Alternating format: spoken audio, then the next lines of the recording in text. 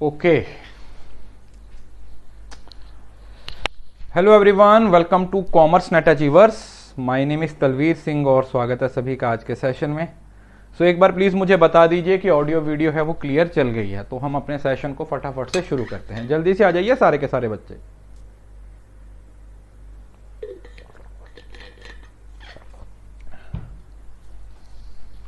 Good morning जी, good morning सभी को, good morning. फटाफट से आ जाओ सारे के सारे बच्चे, फिर शुरू करते हैं हम अपने सेशन को।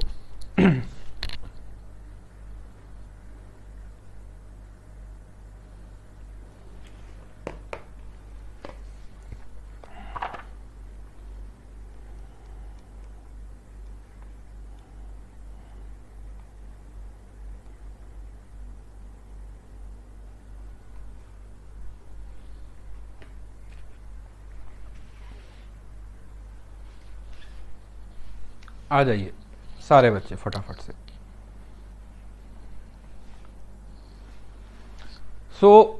आज हम शुरू करने वाले हैं हमारा टॉपिक डेटा इंटरप्रिटेशन। और जो डेटा इंटरप्रिटेशन टॉपिक है, इसके अंदर ना आप डायरेक्ट डेटा इंटरप्रिटेशन को सॉल्व नहीं कर सकते हो। बेसिकली डेटा इंटरप्रिटेशन को सॉल्व करने के लिए हमें 3 कॉन्सेप्ट्स की नॉलेज होनी जरूरी है। 3 कॉन्सेप्ट्स की नॉलेज होनी हमें जरूरी है। कौन कौन से? Percentage,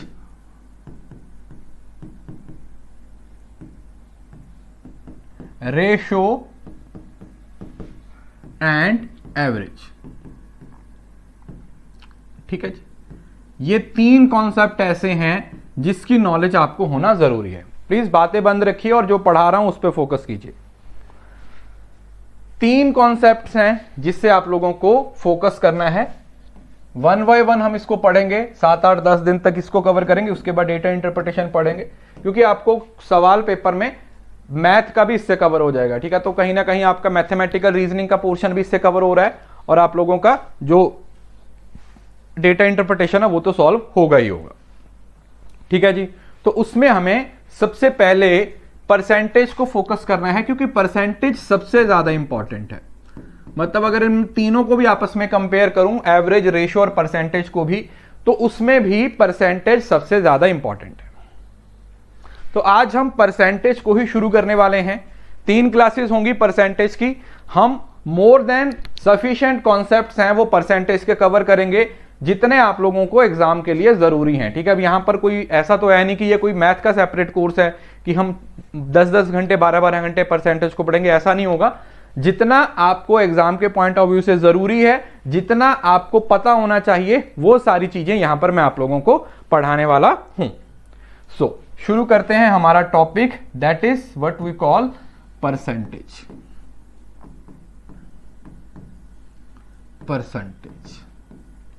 percentage. अब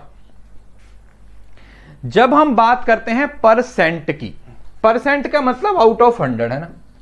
परसेंटेज का मतलब होता है पर प्लस सेंट। जब कोई चीज 100 के साथ कंपैरिजन में बताई जाती है तो उसको हम क्या बोल देते हैं? That is what we call percentage. जैसे आप स्कूल टाइम पर पढ़ते थे, आपके 500 में से 250 नंबर आते ओवरऑल, तो आप क्या बोलते हो कि हमें 50% नंबर आए, हमारी एवरेज है वो 50% है। इस 50% का मतलब क्या कि अगर 100 बेस होगा तो आपने हर सब्जेक्ट के अंदर कितने कितने नंबर लिए हैं? आपने हर सब्जेक्ट के अंदर 50 नंबर लिए हैं। ठीक है जी, simple meaning. Simple meaning percentage का मतलब क्या है? जब हम किसी चीज को 100 के पॉइंट से दिखाते हैं, 100 के पॉइंट से क्या करते हैं? एक्सप्रेस करते हैं। जैसे एक सिंपल एग्जांपल लेते हैं, मैं बोलता हूं 20%। 20% का मतलब क्या हुआ? 100 का 20/100। अगर मैं लिख रहा हूं 25%, तो मतलब 25 किसका? 100 का। अगर मैं लिख रहा हूं 40%, तो मतलब 40 किसका? 100 का। किसी को इस बात में कोई दिक्कत? सिंपल कंसेप्ट, मुझे नहीं लगता कि इसमें किसी को कोई दिक्कत होनी चाहिए। स्कूल टाइम पे, कॉलेज टाइम पे आपने सब चीजों को पढ़ा हुआ है। देखो, जिस क्लास को मैं आपको बोर्ड पे लिख के पढ़ाऊंगा, जिस क्लास को बोर्ड पे लिख के पढ़ाया जाएगा उसकी पीडीएफ नहीं मिलेगी, क्योंकि अगर मैं सारी चीजें लिख रहा हूं तो मैं आपसे भी एक्सपेक्ट करता हूं कि आप भी सब कुछ नोट डाउन करोगे। तो आज की क्लास की पीडीएफ मैं नहीं दूंगा, रीजन क्योंकि मैं सब कुछ लिख रहा हूं, तो आपको इसको अपनी कॉपी पे नोट डाउन करना है। मेरे को बार बार मत बोलना सर इसकी पीडीएफ उसकी पीडीएफ। जो क्लास पीपीटी के थ्रू होगी उसकी पीडीएफ मिलेगी, जो चीजें मैं लिख रहा हूं उसकी पीडीएफ नहीं मिलेगी, क्योंकि उसके नोट्स बनाने हैं। आपको अच्छे से बनाइएगा, क्योंकि परसेंटेज पे ही आप लोगों का पूरा मैथमेटिक्स का जो कॉन्सेप्ट है वो टिका हुआ है। तो मीनिंग समझ आ गया? परसेंटेज का मतलब क्या हुआ कि जब हम किसी चीज को 100 से डिनोट करते हैं, 100 के कंपैरिजन में डिनोट करते हैं, तो उसको बोला जाता है परसेंटेज। उसको क्या बोला जाता है? That is what we call percentage. Clear? अब हम एक एक करके परसेंटेज के जो बेसिक कॉन्सेप्ट्स हैं उसको कवर करेंगे और उसके हिसाब से हम अपना आगे बढ़ेंगे। ठीक है जी? अभी हमने सिर्फ परसेंटेज का मीनिंग समझा। ठीक है, मैं तब तक एक स्लाइड निकाल लूं ताकि मुझे याद रहे कि मुझे आपको क्या क्या पढ़ाना है, नहीं तो फिर मैं खुद भूल जाऊंगा। 1 सेकेंड का टाइम दो बस। हाँ,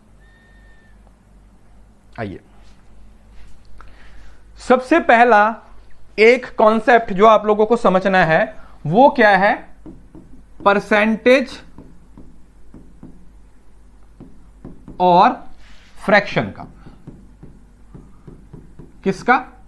परसेंटेज और फ्रैक्शन का। अब ये परसेंटेज और फ्रैक्शन क्या होता है? देखो, फ्रैक्शन का मतलब हुआ जब हम किसी चीज को 1 से डिनोट करते हैं, जिसको हम 1 से, किसी का बेस अगर 1 है तो उसको बोल देते हैं फ्रैक्शन, किसी का बेस अगर 100% है तो उसको बोल दिया जाता है परसेंटेज। तो मतलब जब किसी चीज को 100% के कंपैरिजन लिखा जाता है तो उसका मतलब होता है परसेंटेज, और जब किसी को 1 के बेस पे लिखा जाता है तो उसको बोला जाता है फ्रैक्शन।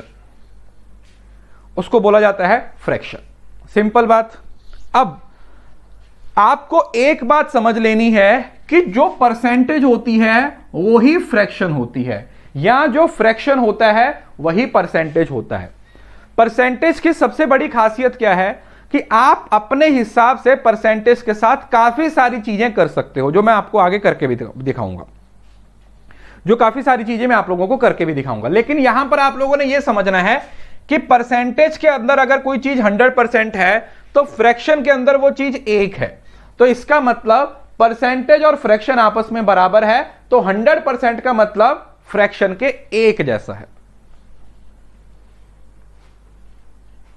क्लियर? अब स्कूल टाइम पर आप लोगों ने एक कॉन्सेप्ट पढ़ा होगा कि जी 100% होता है 1 के बराबर, 100% होता है 1 के बराबर, और 50% होता है 1/2 के बराबर।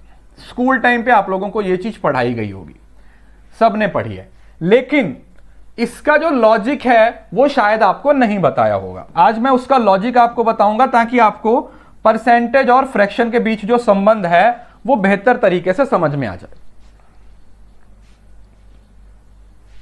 क्लियर है? अब हम 2 बेस वैल्यू लेके चलते हैं। ध्यान से सब कुछ नोट डाउन करते जाइए। यहां पर मैं लिख रहा हूं परसेंटेज, ये किसकी लाइन है? ये परसेंटेज की लाइन है। और ये किसकी लाइन है? ये फ्रैक्शन की लाइन है। ठीक है जी? ये जो ऊपर वाली लाइन है ये परसेंटेज की लाइन है, और जो नीचे वाली लाइन है वो फ्रैक्शन की line.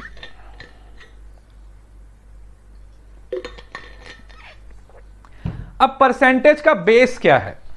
What is the base of percentage? अभी बताया है, परसेंटेज का बेस होता है 100, फ्रैक्शन का बेस होता है 1। तो परसेंटेज का 100% है वो फ्रैक्शन के 1 के बराबर है।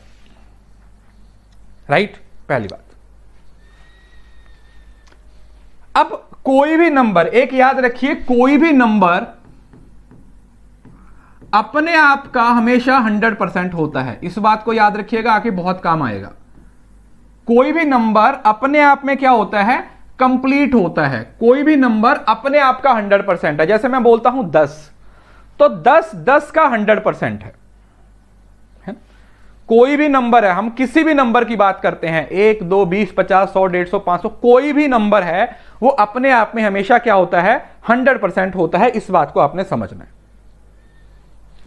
कोई भी नंबर अपने आप में कितना होता है, हमेशा 100% होता है। इस बात को आपने समझना है, इस बात को आपने याद रखना है। तो अगर मैं कोई भी नंबर लिखता हूं, मैं आपसे बोलता हूं कि जो 5 है वो 5 का कितने परसेंट है, तो कट जाएगा 1, 1 मतलब 100%। यही हुआ। तो इससे क्या साबित होता है, इससे यह साबित होता है कि कोई सा भी नंबर आप जब लेते हो तो वो अपने आप का 100% होता है। तो परसेंटेज अपने आप में 100% है। अगर मैं यहां पे लिख दूं ये 100% है और ये कितना है, ये 1 है, इतना तो सबको मालूम है। तो इसका मतलब परसेंटेज में जो 100% है वो फ्रैक्शन के 1 के बराबर है। फ्रैक्शन के क्या है, 1 के बराबर है। अब फॉर एग्जांपल अगर मैं इसको 2 हिस्सों में तोड़ दूं, ये 2 हिस्से बना दिए, तो अगर 100 के 2 हिस्से कर दिए बराबर, तो कितना रह गया, 50% ये रह गया और 50% ये रह गया। यस और नो? अरे हाँ ना तो बोलो।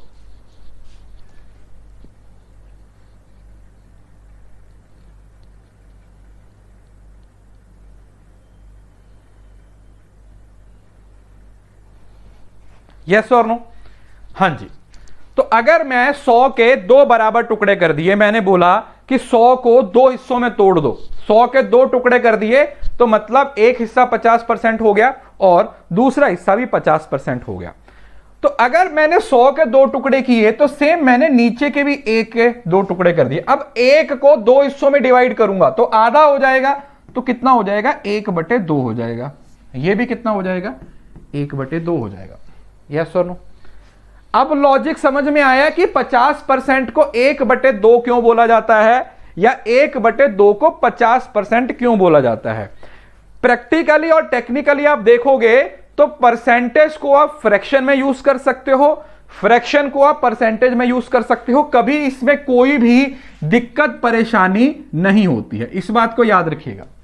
कोई सा भी सवाल आए उसमें 50% अगर लिखा हुआ है तो उसको आप 1/2 लिख सकते हो, और अगर 1/2 लिखा हुआ है तो आप उसको 50% मान के सवाल कर सकते हो। हमें अपना क्या करना है, हमें सिर्फ अपने सवाल को अपने हिसाब से बनाने की कोशिश करनी है। राइट?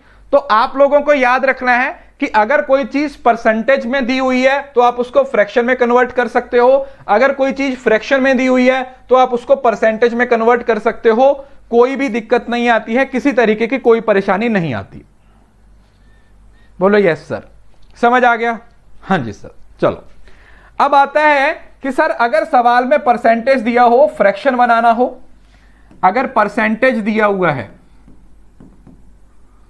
उसको फ्रैक्शन बनाना हो, या अगर सवाल में फ्रैक्शन दिया हुआ है उसको परसेंटेज बनाना हो, तो कैसे होगा। ये वाला कंसेप्ट बहुत इंपॉर्टेंट है, इस पे स्टार लगा लीजिए, क्योंकि ये आप लोगों को हर सवाल में कई बार देखने को मिलेगा। कई सवाल होते हैं जिसमें हम परसेंटेज से फ्रैक्शन की तरफ जाते हैं, और कुछ सवाल होते हैं जिसमें हम फ्रैक्शन से परसेंटेज की तरफ आते हैं। तो हमें मालूम होना चाहिए कि परसेंटेज को फ्रैक्शन में कन्वर्ट करना है और फ्रैक्शन को परसेंटेज में कन्वर्ट करना है। बेस हमेशा याद रखना है, इसका बेस 100 होता है और इसका बेस 1 होता है। आपको कोई नंबर परसेंटेज में दिया हुआ है, जैसे मैंने बोल दिया कि 20% दिया हुआ है, इसकी फ्रैक्शन वैल्यू निकालो। एक नंबर है 20%, मैंने क्या बोला, एक नंबर है 20%। 20% को फ्रैक्शन में कन्वर्ट करो तो क्या करोगे, 100 से भाग करोगे या 100 से गुणा करोगे, बताइए। उस नंबर को 100 से 100 से भाग करोगे, 100 से डिवाइड करोगे, या फिर 100 से गुणा करोगे, बताइए। उस सवाल को 100 से भाग करोगे या 100 से डिवाइड करोगे, बताइए।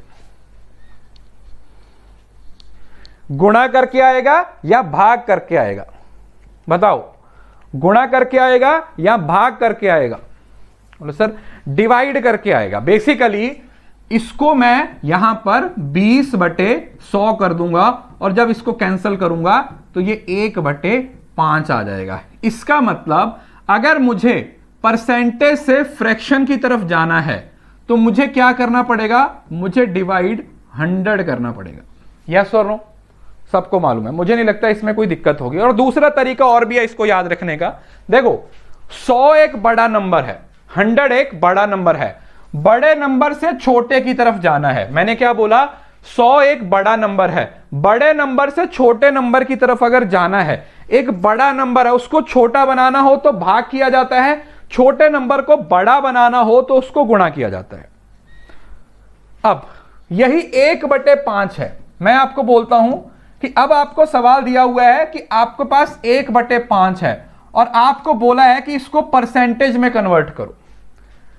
आपको परसेंटेज से फ्रैक्शन समझ आ गया कि फ्रैक्शन छोटा होता है तो 100 से भाग कर देंगे। अब आपको बोल दिया कि 1/5 की फ्रैक्शन वैल्यू आपको दी हुई है, 1/5 की फ्रैक्शन वैल्यू आपको दी हुई है, उसको किसमें कन्वर्ट करना है? उसको परसेंटेज में करना है। अब खुद सोचो, 1 को 100 बनाना है तो क्या करना पड़ेगा? गुणा करना पड़ेगा। तो आप क्या करोगे? आप इसको 100 के साथ गुणा कर दोगे। जैसे ही आप इसको 100 के साथ गुणा कर दोगे तो आपका आंसर कितना आ जाएगा? 20% आ जाएगा। तो इसका मतलब अगर मुझे फ्रैक्शन से परसेंटेज की तरफ जाना है तो मैं 100 के साथ गुणा करूंगा। इस बेसिक रूल को याद रखिएगा, बहुत जरूरी है और बहुत काम आएगा आपके एग्जाम में।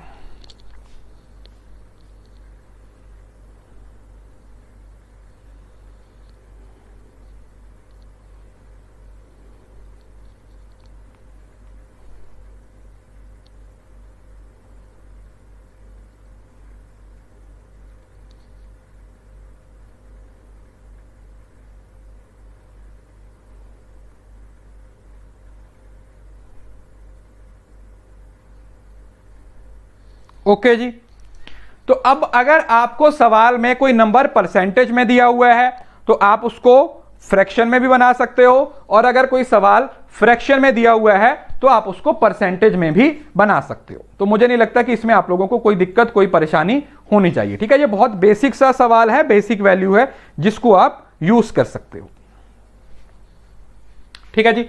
तो परसेंटेज से फ्रैक्शन की तरफ जाना है, फ्रैक्शन से परसेंटेज की तरफ जाना है।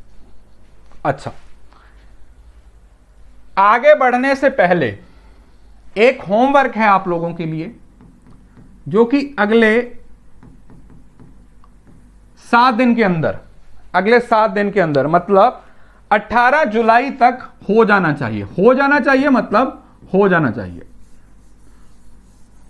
अगले 7 दिन के अंदर एक होमवर्क आप लोगों को दे रहा हूं, वो होमवर्क कंप्लीट हो जाना चाहिए। और उस होमवर्क में आप लोगों को क्या करना है समझ लो। उस होमवर्क में आप लोगों को 4 चीजें याद रखनी है। पहली, आप लोगों को 20 तक के पहाड़े याद करने हैं। अब आप बोलोगे कि सर ये कैसे होगा? करना तो पड़ेगा। 20 तक के टेबल याद होने चाहिए, ऐसे तोते की तरह रटे होने चाहिए। मैं बोलूं ना 19 5 95 ऐसे निकलना चाहिए मुंह से। 19 ठीक है 114 एकदम से ऐसे जैसे छोटे बच्चे रट लेते हैं ना। 20 तक पहाड़े आपको याद होने चाहिए। अगर टेबल आपको याद रहेंगे तो एग्जाम में आप अच्छा स्कोर कर पाओगे। सबसे पहली चीज 20 तक के पहाड़े याद करने हैं। दूसरा, 20 तक के स्क्वायर याद करने हैं। स्क्वायर का मतलब 2 स्क्वायर, 3 स्क्वायर, 4 स्क्वायर, इस तरीके से। ठीक है, 2 का स्क्वायर 4 होता है, 3 का स्क्वायर 9 होता है, 4 का स्क्वायर 16 होता है, 5 का स्क्वायर 25 होता है। तो एटलीस्ट 20 तक आप लोगों को याद होने चाहिए कि 14 का कितना होता है, 15 का कितना होता है, 16 का कितना होता है। तो 20 तक आपको स्क्वायर याद होने चाहिए। तीसरा, 20 तक ही आपको क्यूब्स याद होने चाहिए। क्यूब का मतलब 2 की पावर 3, 3 की पावर 3, 4 की पावर 3, 5 की पावर 3। इस तरीके से आप लोगों को लिखना है। ऑनलाइन भी मिल जाएगा, अदरवाइज आप कैलकुलेटर से भी निकाल के एक अपना चार्ट बना के उसको चिपका लो, उसको चिपका लो, क्योंकि ये चीजें आपको याद करनी पड़ेगी। अभी बता रहा हूं, ऐसा ना हो कि पूरा सेशन खत्म हो जाए और आपसे ये एक छोटी सी बात याद ना हो। यह आप लोगों को करना पड़ेगा। और चौथा, अभी जो मैं आपको पढ़ाने वाला हूं, फ्रैक्शन टेबल,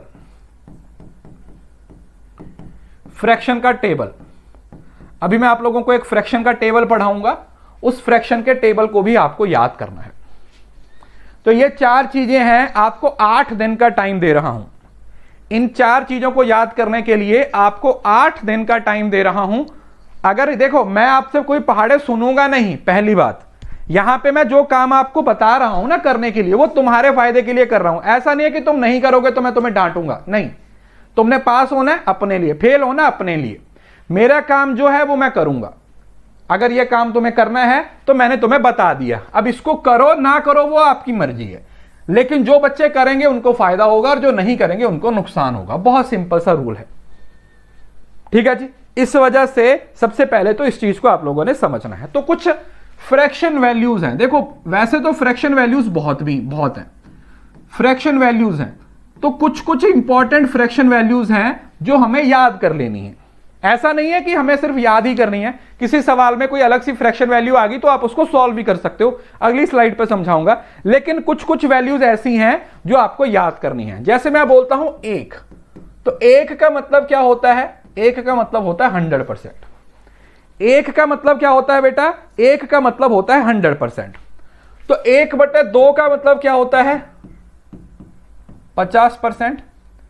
1/3 का मतलब क्या होता है? 33 सही, 1/3%। 1/4 का मतलब क्या होता है? 25%।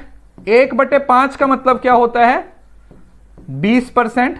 1/6 का मतलब क्या होता है? 16 सही, 2/3%। पहले इतना लिख लो।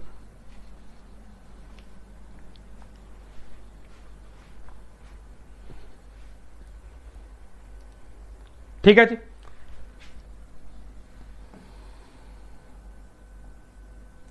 समझ आया? 1/2 50%, 1/3 33 से 1/3%, 1/4 25%, 1/5 20%, 1/6 2 सही, 16 सही, 2/3%। और 1/7, 1/7 किसके बराबर होता है? 14 सही, 2/7%। कितना होता है? 14 सही, 2/7%। 1/8, 1/8 किसके बराबर होता है बताइए? 12.5%। 12 सही, 1/2%। 1/9 किसके बराबर होता है? 11 सही, 1/9%। 1/10 किसके बराबर होता है? 10%। 1/11 किसके बराबर होता है? 9 सही, 1/11%। लिख लो, ये बहुत ही इंपॉर्टेंट है, ये बहुत ही इंपॉर्टेंट है, इनको याद कर लेना। एग्जाम में ये बहुत हेल्प करेंगे। बहुत सारे नहीं बोल रहा हूं, जितने लिखवा रहा हूं एटलीस्ट इतने आप लोगों को याद होने चाहिए, ठीक है। जितने मैं आप लोगों को याद करवा रहा हूं ये सारे के सारे आप लोगों को याद होने चाहिए। और 1/12 मतलब 8 से ही 1/3%। 1/12 कितना होता है? 8 सही, 1/3%।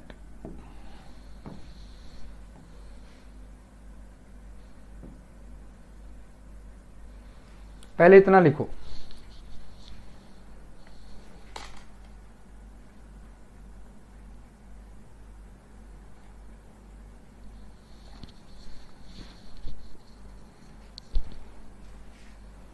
अच्छा, इसके साथ एक और चीज समझो। अब अगर 1%, 1 का मतलब, अगर 1 का मतलब 100% है तो इसका मतलब, रुको,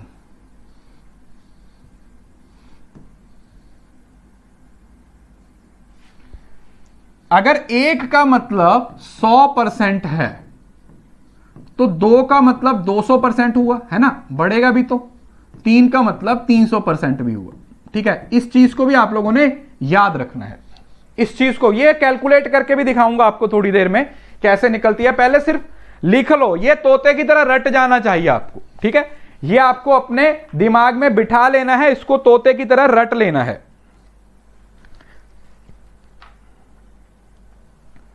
ठीक है जी, इसको तोते की तरह रट लेना है।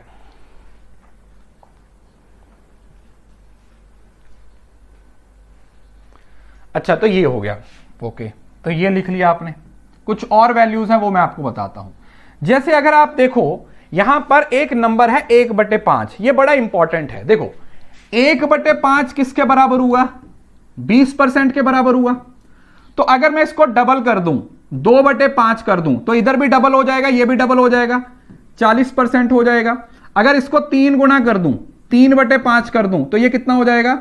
60% हो जाएगा। और अगर मैं 4/5 कर दूं तो ये 80% हो जाएगा। 4/5 कर दूं तो ये कितना हो जाएगा? ये 80% हो जाएगा। किसी को इस बात में कोई दिक्कत? सिंपल है ना?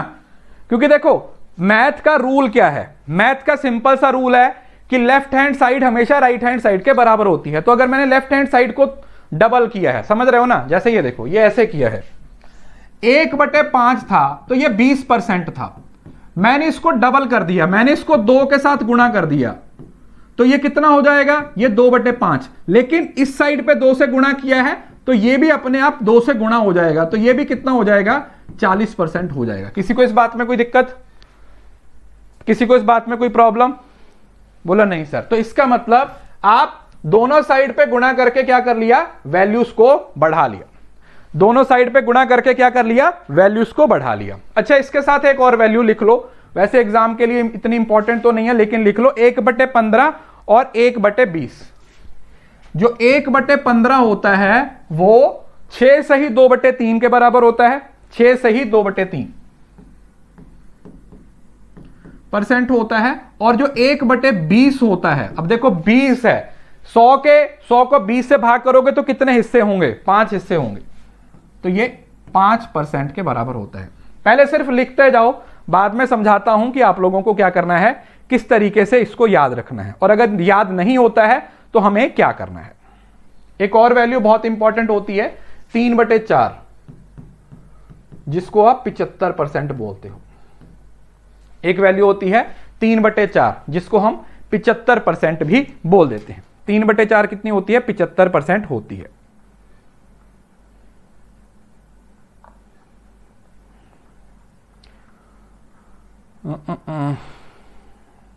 आई होप इतना काफी है, इससे ज्यादा तो कुछ जानने की जरूरत नहीं है। बाकी अगर कोई वैल्यू आएगी तो वो मैं आपको बता दूंगा कैसे निकालनी है।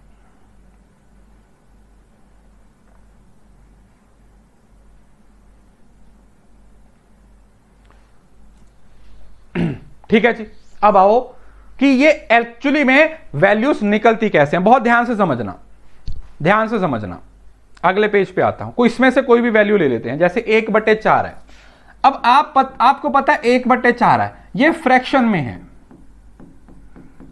मैंने आपको बोला कि इसको परसेंटेज में कन्वर्ट करो तो बड़ा होगा, तो इसको 100 से गुणा कर दिया, ये कैंसिल हो गया 25, क्योंकि परसेंटेज है तो 25% आंसर आ जाएगा।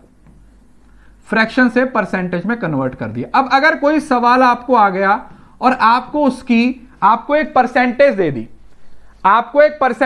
दी, और आपको परसेंटेज की फ्रैक्शन नहीं पता, तो आप कैसे करोगे? जैसे आपको सपोज करो परसेंटेज जैसे 16 से ही 2/3% है, ये पहली एग्जांपल होगी। सवाल में आपको दे दिया 16 सही 2/3%। बहुत ध्यान से समझिएगा, नहीं तो बाद में दिक्कत आएगी। अभी समझ लो इसको। 16 से ही 2/3%। वैसे हर किसी को पता है कि ये 1/6 होता है, बट चलो मान लेते हैं कि हमें नहीं पता कि ये 1/6 होता है। अगर ये 16 से ही 2/3% है तो हमें क्या करना है? हमें स्कूल टाइम पे सिखाया जाता था 16 × 48 और 2 कितना होता है? 50। यस और नो? 16 को इससे गुणा किया जाता है, ऊपर वाला ऐड होता है। ठीक है, ये आप लोगों ने पढ़ा होगा। 16 × 48 2 50, 50/3। इस बात में किसी बच्चे को कोई दिक्कत? मैंने सिर्फ इतने नंबर है उसको क्या कर लिया है, सिर्फ इस नंबर को, इतने नंबर को मैंने क्या कर दिया, मैंने खोल लिया, गुणा कर दिया। 16 को 3 से गुणा कर दिया और उसमें 2 ऐड कर दिया, तो कितना आ गया? 50/3 आ गया। 50/3 आ गया। लेकिन हमें तो यह देखना है कि ये 1/6 कैसे आएगा। 50/3 तो आ गया, बोलो सर बिल्कुल आ गया। लेकिन उसके साथ एक चीज और भी है जिस पे आपने ध्यान नहीं दिया, वो क्या है? वो परसेंटेज है। तो परसेंटेज के लिए 100 से गुणा करना पड़ेगा। जब आप इसको सॉल्व करोगे, देखो ये गया इससे 5 एकम 5, 5 दूनी 10, तो ये किसके बराबर आ गया? ये 1/6 आ गया या नहीं आ गया? यस और नो?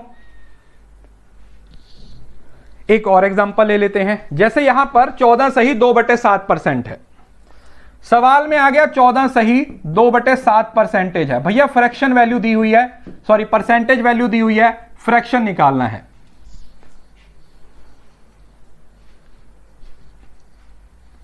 सॉरी ये फ्रैक्शन में है, परसेंट, हाँ ये परसेंटेज में है और ये फ्रैक्शन वैल्यू निकालना है।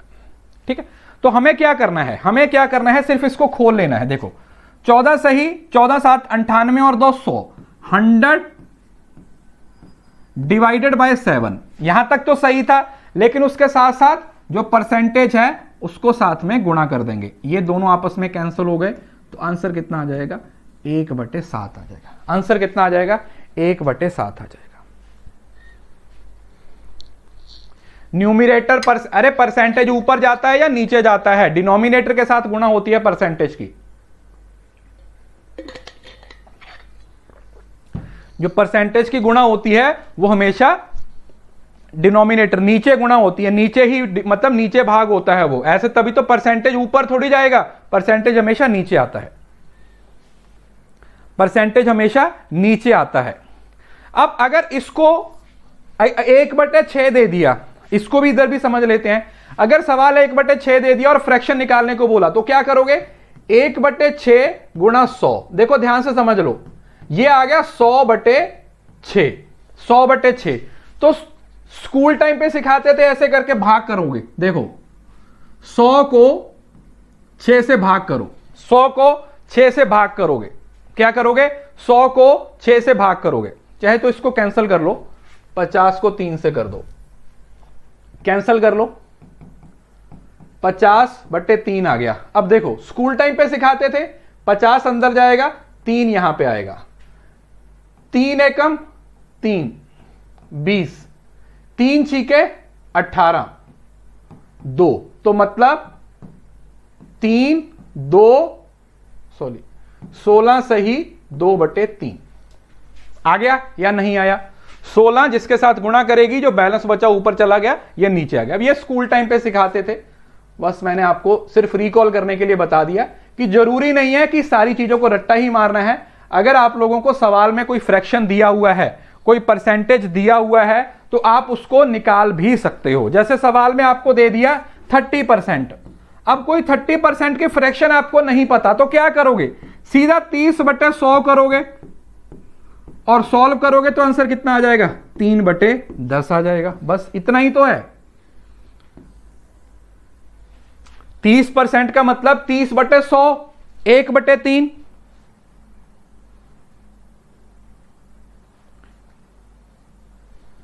तीन बटे 10 इतना ही तो होता है, और क्या होता है? तो आप लोगों को इतना समझ आ गया कि अभी हमें किसी भी तरीके का कोई सवाल आता है तो आप उसको क्या कर सकते हो? आप उसको परसेंटेज से फ्रैक्शन में कन्वर्ट कर सकते हो और फ्रैक्शन से परसेंटेज में भी क्या कर सकते हो? कन्वर्ट कर सकते हो। इसमें किसी तरीके की कोई दिक्कत, कोई दुविधा, कोई परेशानी नहीं होती।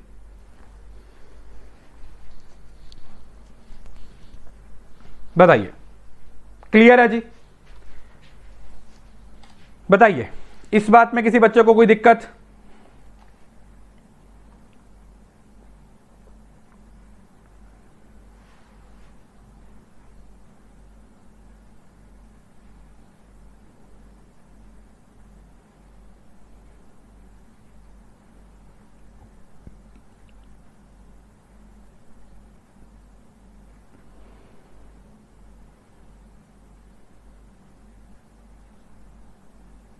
अच्छा चलो, एक और चीज नेक्स्ट, कंसेप्ट वाइज समझते चलिएगा, काफी हेल्प हो जाएगी। कई बार क्या होता है, आप लोगों को आ जाता है फ्रैक्शंस को कंपेयर करना। कंपेयर करना तो वैसे आसान होता है, आप लोगों ने स्कूल टाइम पे पढ़ा होगा। जैसे मैं आपसे बोल दूं कि दो फ्रैक्शन वैल्यू हैं, 2/5 है और 3/5 है, 2/5 है और 3/5 है। आपसे पूछा हुआ है कि ये बताइए कि इसमें से बड़ी वैल्यू कौन सी है, इसमें से बड़ी वैल्यू कौन सी है, इसमें से बड़ी वैल्यू कौन सी है। आप लोगों को बताना है कि 2/5 बड़ा है या 3/5 बड़ा है। ठीक है, सिंपल।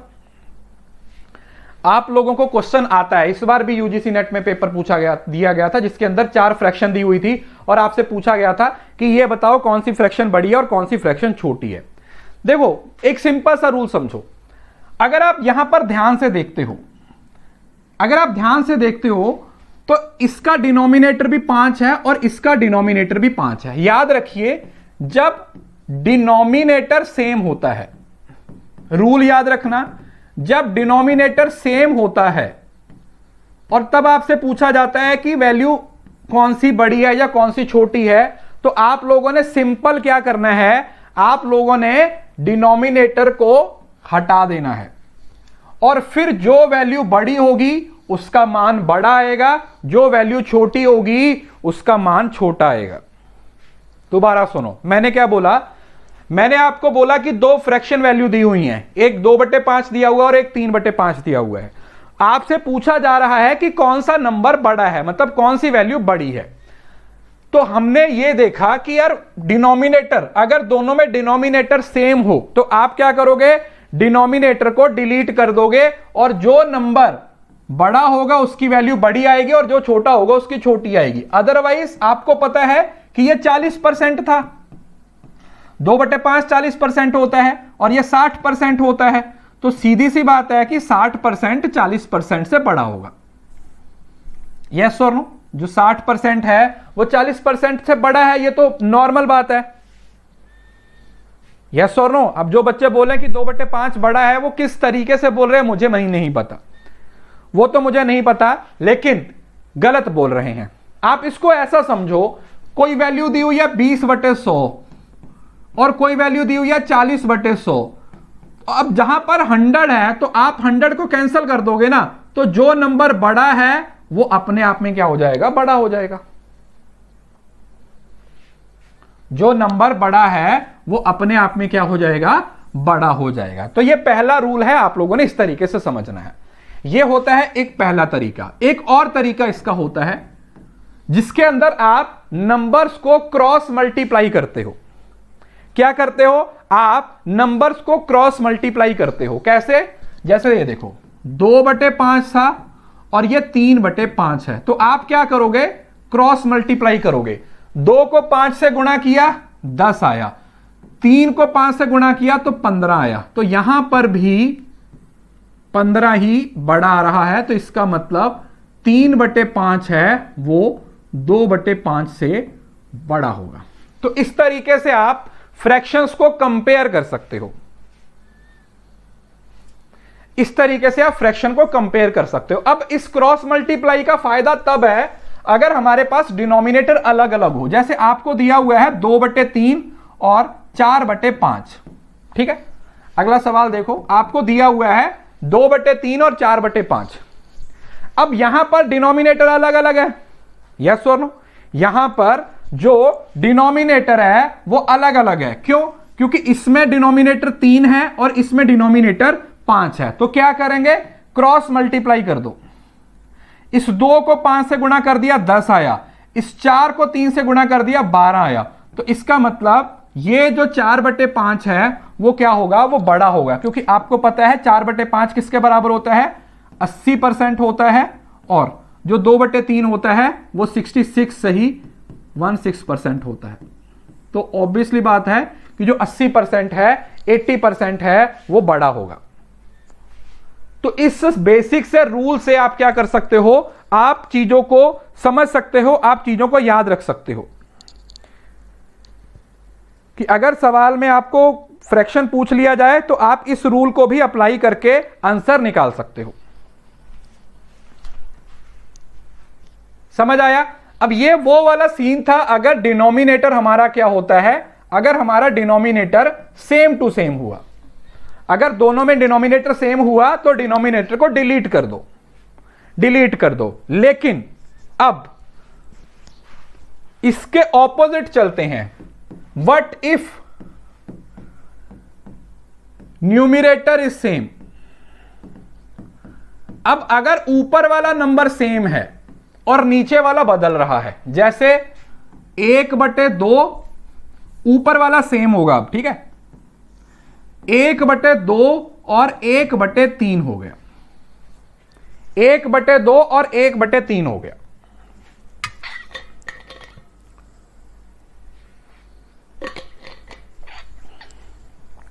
तीन में भी अप्लाई हो जाएगा, 3 में भी समझाता हूं। पहले जो जो समझा रहा हूं उस पर फोकस करते चलो। 1/2 और 1/3 है। अब इसका रूल ऑपोजिट हो जाएगा। ऑपोजिट होने का मतलब क्या हुआ? वहां पर रूल क्या था? डिनोमिनेटर को डिलीट कर दिया। जो नंबर बड़ा है उसकी वैल्यू बड़ी होगी, जो नंबर छोटा है उसकी वैल्यू छोटी होगी। लेकिन यहां पर ऑपोजिट हो जाएगा। जिसका नंबर छोटा है वो वैल्यू बड़ी हो जाएगी, जिसका नंबर बड़ा है वो वैल्यू बड़ी हो जाएगी। तो 1/2 किसके बराबर होता है? 50%। ज्यादा है 33 सही 1/3% से। किससे ज्यादा है? 33 सही 1/3% से। सिंपल। सबसे पहले आप लोगों ने क्या याद रखना है कि अगर डिनोमिनेटर सेम है, देखो डिनोमिनेटर नीचे होता है तो डिलीट कर दो, सिंगल वैल्यू रह जाएगी, बड़ी को बड़ा छोटी को छोटा मान लो। लेकिन अगर न्यूमिरेटर सेम है तो रूल को ऑपोजिट कर दो। न्यूमिरेटर में जो नंबर नीचे बड़ा लिखा हुआ है उसकी वैल्यू छोटी आएगी और जो छोटा लिखा हुआ है उसकी वैल्यू बड़ी आएगी। 1/2 लिखा है तो 50% है, 1/3 है तो 33 सही 1/3% है।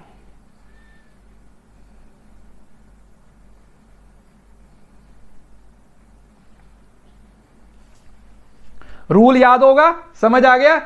अच्छा, अब इसको भी आप वैसे ही चेक कर सकते थे कि 1/2 और 1/3 है। अगर मैं क्रॉस मल्टीप्लाई करता हूं तो ये 3 आएगा और इस साइड क्या करूंगा तो ये 2 आ जाएगा। तो इस हिसाब से भी आप इस सवाल को सॉल्व कर सकते थे।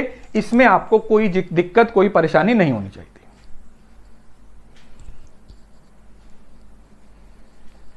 राइट? तो ये हो गया आप लोगों का कि अगर हमें परसेंटेज फ्रैक्शंस को क्या करना हो, कंपेयर करना हो। अब आप बोल रहे हो कि सर अगर परसेंटेज ये जो फ्रैक्शंस है वो एक से ज्यादा हो, जैसे 1/2, 2/3 और 4/5, ठीक है, हमें 3 फ्रैक्शन दी हुई हैं और आपको बोला गया है कि ये बताओ कि इसमें से कौन सी बड़ी है कौन सी छोटी है। देखो पहला तरीका तो बेस्ट है अगर वो अप्लाई हो जाए। आपको पता है 1/2 किसके बराबर होता है? 50% के बराबर होता है। 2/3 66 के बराबर होता है। और एक सेकंड,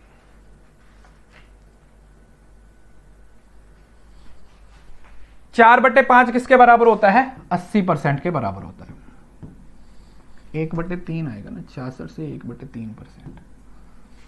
ठीक है जी, ये होता है। अब इतना, इससे तो आप लोगों को पता चल जाएगा। लेकिन फिर भी अगर आप इसको, ये हमें नहीं आता, ठीक है, हमें नहीं पता कि फ्रैक्शन कैसे निकलती है, परसेंटेज कैसे निकलती है, तो आप क्या करोगे? देखो 1/2 है, 2/3 है और 4/5 है। इसको गुणा किया 3, इसको गुणा किया 4। पहले इन दोनों को आपस में कंपेयर कर लिया तो मतलब जो 2/3 है वो 1/2 से ज्यादा है। यस और नो? फिर इसको गुणा कर दो, 2 पंजे 10 और 4 तिये 12, तो 4/5 2/3 से बड़ी है, बस खत्म। 4/5 2/3 से बड़ी है, बस खत्म। फिर अलग अलग कंपेयर कर लो ना, पहले इन दोनों को कंपेयर कर लो, फिर इन दोनों को कंपेयर कर लो और उसके हिसाब से देख लो कौन सी वैल्यू है वो ज्यादा है और कौन सी वैल्यू कम है, खत्म।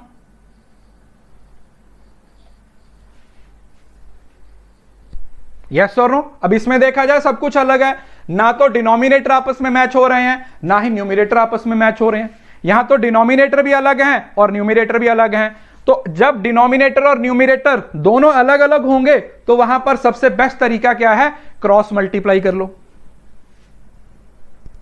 है ना। एक और एग्जांपल ले लेते हैं, जैसे सवाल है 1/5, 2/3 और 3/4। मैंने आपसे बोला है कि ये इसको बढ़ते क्रम में लगाओ कि बढ़ती वैल्यू कौन सी है। तो क्या करोगे, देखो पहले इसको कंपेयर कर लो, इसको इसके साथ गुणा करेंगे 3 और इसको गुणा करेंगे तो 5 दूनी 10। तो एक बात तो कंफर्म है कि जो 2/3 है वो बड़ी होगी किससे, 1/5। और फिर इसको कंपेयर करेंगे, 4 दूनी 8, 3 तिया 9। तो इसका मतलब ये जो 3/4 है वो इससे भी बड़ी है, तो इसका मतलब 3/4 सबसे बड़ा हो गया, 2/3 उससे छोटा और 1/5। 3/4 किसके बराबर होता है, 75%। 2/3 किसके बराबर होता है, 66.13%। और 1/5 किसके बराबर होता है, 20%। देखो कितना आसान है, कितना आसान है। अगर आप इस लॉजिक को समझ लेते हो, अगर आप इस लॉजिक को पकड़ लेते हो।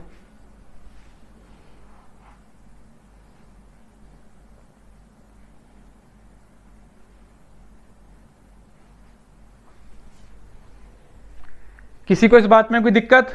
तो अब अगर सवाल में पूछ लिया जाए बड़ी फ्रैक्शन छोटी फ्रैक्शन है तो उसको बना लोगे ना। अगर सवाल में आ जाए बड़ी फ्रैक्शन छोटी फ्रैक्शन है तो उसको बना लोगे या नहीं, बताइए, यस और नो।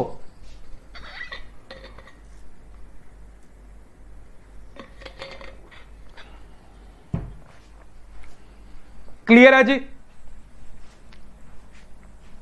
बताइए। उम्मीद करता हूं ये सिंपल सा लॉजिक आप लोगों को समझ में भी आया होगा, आपको पता भी चला होगा कि किस तरीके से सवाल बनता है।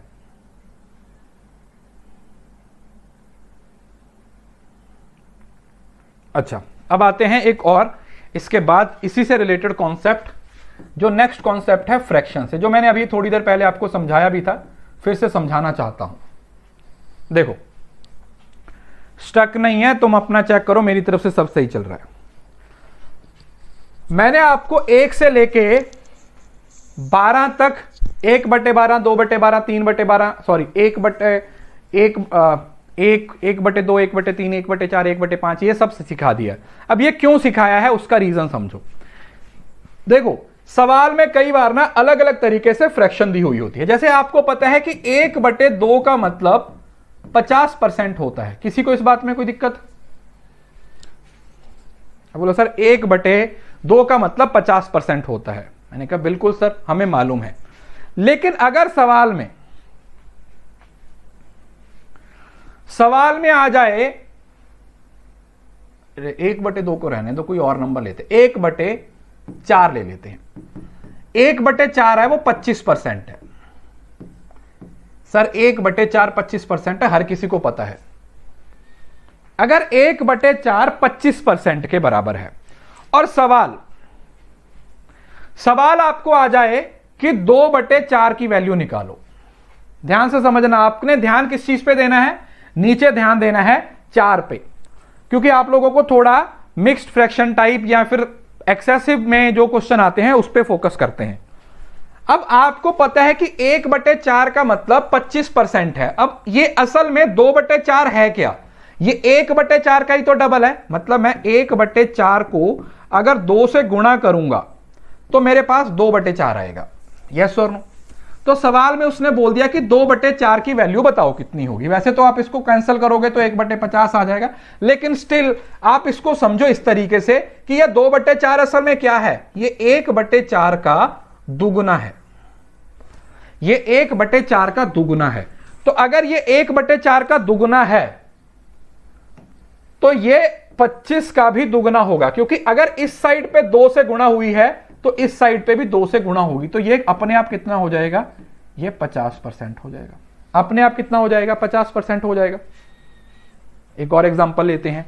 जैसे सवाल है 3/4, वैसे पता है 75% होता है, लेकिन हमें क्या इसको देखना है, हमें 3/4 को 3/4 नहीं देखना, हमें 3/4 को 1/4 गुणा 3 देखना है।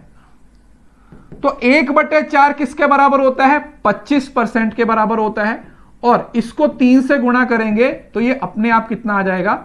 75% आ जाएगा। खत्म। कितना आ जाएगा? 75% आ जाएगा। कितना आसान है, यस और नो? अब इवन के अगर इससे बड़ी वैल्यू भी आ जाती है, अगर इससे बड़ी वैल्यू भी आ जाती है, सवाल में आपको दे दिया 5/4। अब इसको बनाने के अलग अलग तरीके हैं, लेकिन आप पहले इसी तरीके को समझो। ये असल में 5/4 नहीं है, ये 1/4 गुणा 5 है। 1/4 की वैल्यू कितनी थी? 25%। उसको 5 से गुणा कर दिया, 25 पंजे 125%। कितना हो गया? ये 125% हो जाएगा। किसी को इस बात में कोई दिक्कत? तो आपको जो फ्रैक्शन याद करने को मैं बोल रहा हूं, उसका फायदा यही है, उसका फायदा यही है कि आप लोगों को ना काफी सारे सवाल दूसरों से बेहतर बनाने को मिल जाते हैं। जो आपको सवाल है वो दूसरों से ज्यादा बेहतर तरीके से बनाने का मौका मिलता है। लॉजिक समझ में आया? कंफ्यूजन तो नहीं होगी? हां, लेकिन अब यहां पर एक चीज है जो आपको कंफ्यूज कर सकती है। चलो ये तो हो गया, ये वाला कॉन्सेप्ट समझ आ गया। अब एक कॉन्सेप्ट आता है जहां पर मिक्स्ड फ्रैक्शन की वजह से दिक्कत आती है। अच्छा चलो ऐसे करो, 1/7 14 सही 2/7% के बराबर था।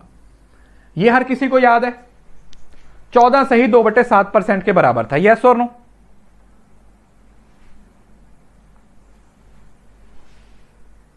यस और नो?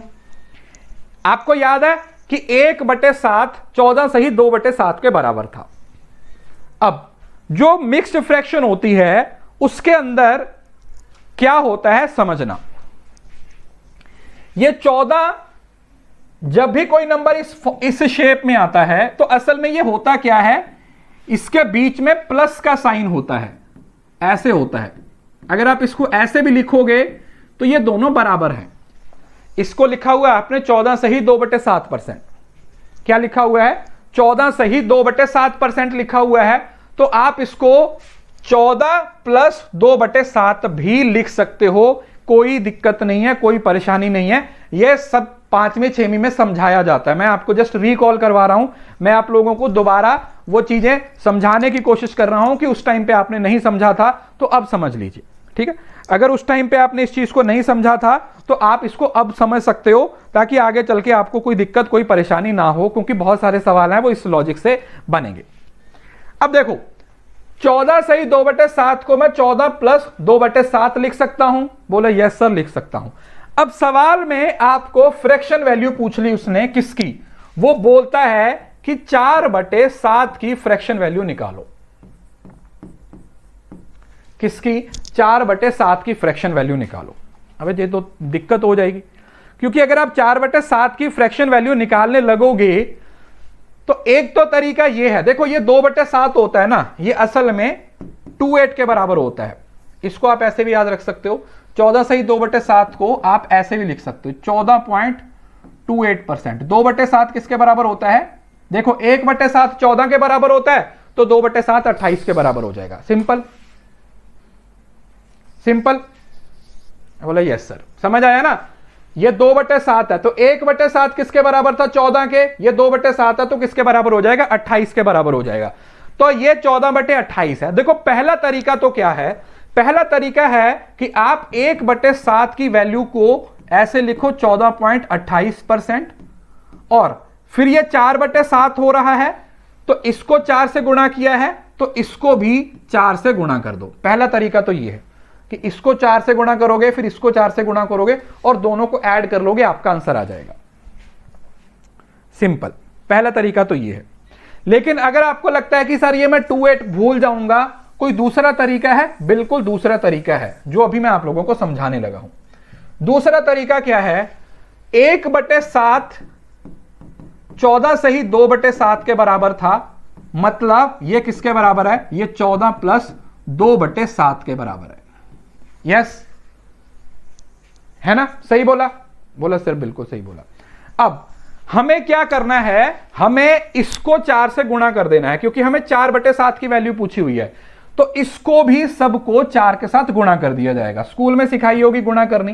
क्या करेंगे, 4 को पहले 14 से गुणा किया जाता है। 4 को 14 से गुणा करना, 14 एकम 14, दूना 28, तिया 42, चौका 56। तो मतलब ये कितना आ गया, ये 56 आ गया। यस और नो, ये कितना आ गया, ये 56 आ गया। प्लस फिर इस 4 को 2 से गुणा करेंगे, 8/7। फर्स्ट स्टेप समझ आ गया? किसी को इस बात में कोई दिक्कत? कुछ नहीं किया, मैंने 1/7 को 4 से गुणा किया, 1/7 को 4 से गुणा किया, और दूसरी साइड 14 प्लस 2/7 को भी 4 से गुणा कर दिया। लेकिन यहां पर एक दिक्कत आ गई। फ्रैक्शन का रूल क्या है? फ्रैक्शन का रूल है कि जो न्यूमरेटर होगा वो हमेशा छोटा होता है और जो डिनोमिनेटर होता है वो हमेशा बड़ा होता है। तो इस 8/7 को मैं क्या लिख सकता हूं? इस 8/7 को मैं क्या लिखूंगा? एक सही 1/7 लिखूंगा या नहीं लिखूंगा? मतलब क्योंकि ऊपर डिनोमिनेटर बड़ा है तो भाग करनी पड़ेगी। देखो 8 को 7 से भाग किया तो 7 एकम 7, हसल बचा 1। तो इसकी जो वैल्यू आ जाएगी वो ऐसे निकल के आएगी, 1 सही 1/7। यस और नो? तो इस 8/7 को मैं 8/7 नहीं लिखूंगा, क्योंकि जो डिनोमिनेटर है, सॉरी न्यूमरेटर है, वो बड़ा है और न्यूमरेटर बड़ा नहीं हो सकता, इसको मिक्स्ड फ्रैक्शन बोल दिया जाता है। तो आप क्या करोगे, आप इसको 1 सही 1/7 लिखोगे। कितना लिखोगे? 1 सही 1/7 लिखोगे। तो आपका जो आंसर आएगा वो ये आएगा, 57 सही 1/7%। अब बच्चे बोलेंगे कि सर ये लेंदी है। पहले लेंदी लगेगा, बाद में तो ऐसे पलक झपकते ही बन जाएगा, बाद में तो कुछ भी नहीं करना। देखो एक तरीका तो फिर वही है, 4/7 की वैल्यू नहीं आती है तो गुणा 100 कर दो, 400 को 7 से भाग कर दो। अगर यह आसान लगता है तो ये कर लो। देखो जरूरी नहीं है कि आपको मेरे सारे तरीके सीखने ही है। अगर आपको ट्रेडिशनल तरीके से बनाना है तो बनाइए, कोई दिक्कत नहीं है। अगर आपको ट्रेडिशनल तरीके से बनाना है तो बनाते रहिए, मैं आपको रोक नहीं रहा हूं। लेकिन अगर आप थोड़ा सा लॉजिक लगा के क्वेश्चन को बना सकते हो तो फिर उसमें दिक्कत क्या है? मिक्स्ड फ्रैक्शन क्यों लिया? क्योंकि गुणा करके मिक्स्ड फ्रैक्शन आया ना, 4 दूनी 8/7। अब 8/7 को मैं 8/7 नहीं लिख सकता, मुझे उसको 1 सही 1/7 लिखना पड़ेगा। तो अब ये क्या है, ये ऐसा हो गया 56 प्लस ये 1 सही 1/7 का मतलब क्या होता है, ऐसे होता है। बस 56 को 1 से ऐड किया 57, और 57 सही 1/7, 57 सही 1/7%। बस एक और एग्जांपल लेते हैं और बेहतर तरीके से समझ आएगा। एक और एग्जांपल लेते हैं और बेहतर तरीके से समझ आएगा। जैसे 1/6 की एग्जांपल लेते हैं। हमें पता है कि ये 16 सही 2/3% होता है, हर किसी को पता है। 1/6 की वैल्यू किसके बराबर होती है? 16 सही 2/3 के बराबर होती है। अब सवाल में उसने आपको बोल दिया कि भाई 5/6 की वैल्यू निकालो। सवाल में आ गया 5/6। आपको 5/6 नहीं मालूम कैसे आएगा, लेकिन आपको इतना पता है कि ये जो 5/6 है ये यहां पे डिनोमिनेटर 6 है। तो मैंने आपको क्या बताया था, आपने 1/6 देखना है इसको, और ये 5 से गुणा हो रहा है। सवाल ये बन गया। वो आपसे 5/6 पूछ रहा है, लेकिन आपको क्या नजर आना चाहिए? आपको यह नजर आना चाहिए कि ये 1/6 है, उसको 5 से गुणा करनी है, बस खत्म। 5/6 की वैल्यू कैसे निकलेगी? 5/6 की वैल्यू कैसे निकलेगी? यहां पर 1/6 है, उसको मैंने 5 से गुणा किया, तो ये जो 16 सही 2/3 है, मैं इसको लिख सकता हूं 16 प्लस 2/3। अब इसको भी आगे 5 से गुणा कर दो, इसको भी क्या कर दो, 5 से गुणा कर दीजिए। क्या करोगे गुणा करने में? पहले 5 को 16 से गुणा करोगे, 16 पंजे 80, प्लस फिर 5 को 2, कि ये जो फ्रैक्शन है इसमें न्यूमरेटर बड़ा है, इसमें न्यूमरेटर बड़ा है। तो अगर न्यूमरेटर बड़ा है तो हमें इसको चेंज करना पड़ेगा। 10/3 को कैसे चेंज करोगे? अगर पहले नहीं आता तो सिंपल भाग कर लो, 10 को 3 से भाग करेंगे तो 3 तिया 9 और भाग हो गया 1। तो इसका मतलब ये कितना हुआ, 3 सही 1/3, यही हुआ 1/3। या आप ऐसे लिख सकते हो 80 + 3 + 1/3, तो ये 83 सही 1/3 परसेंटेज वैल्यू निकल के आ जाएगी। ये तो है इसका आसान तरीका, ये तो है इसका आसान तरीका। अगर आपको ये तरीका इस्तेमाल नहीं करना है तो फिर कुछ नहीं करना, 5/6 को 100 से गुणा कर लो, 500 को 6 से भाग कर लो तो भी आंसर आ जाएगा। मैंने आपको दोनों तरीके समझा दिए हैं, तुम्हें जो तरीका अच्छा लगता है तुम वो यूज कर लो, समझ रहे हो ना। कोई बंदिश नहीं है कि आपको ऐसे ही करना है। वीडियो सही चल रहा है, अपने एंड से एक बार रिफ्रेश कर लो, मेरे एंड से कोई दिक्कत नहीं है, अपने एंड से रिफ्रेश कर लो। तो अगर आपको इस तरीके से फ्रैक्शन पूछी जाती है, 3/4 पूछ लिया, तो आपने नीचे ध्यान देना है कि नीचे कितना है। 4 है तो 25 से गुणा होगी, 5 है तो 20 से गुणा होगी, 6 है तो 16 से गुणा होगी। बस वो 1 से लेके 1/2, 1/3, 1/4, 1/5, 1/6, 1/7, 1/8, 1/9, 1/10, 1/11, 1/12, एटलीस्ट 1/12 तक की फ्रैक्शन अगर आपको याद है तो आप इससे रिलेटेड हर सवाल को बहुत आसानी से, बहुत सिंपल तरीके से बना सकते हो।